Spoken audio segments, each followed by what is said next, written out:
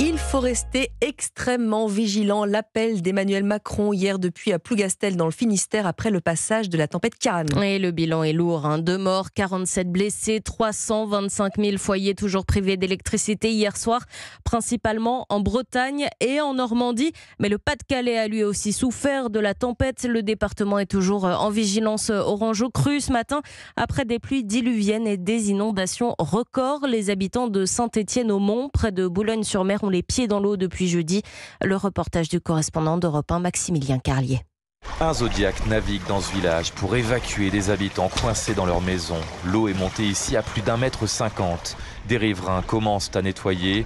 Martin s'active avec son balai serpillère et son seau. On écope, on enlève la vase.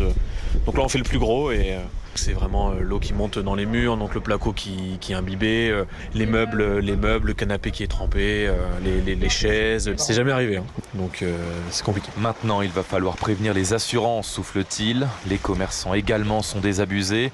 Didier Brunel est gérant d'une menuiserie. Les dégâts sont considérables. Aux alentours de 150 000 €. Dans l'atelier du bas, il y a 1 mètre d'eau. Les machines, on les voit plus. Moi, l'eau a rentré par les bureaux de devant, et elle a rentré en façade avant, enfin dans tous les coins. C'est noir à l'intérieur, c'est des queues de la bouche, si vous voulez. Et c'est une catastrophe, conclut ce patron, car le carnet de commandes était rempli jusqu'à la fin d'année 2024. Saint-Étienne-au-Mont, Maximilien Carlier, Europe.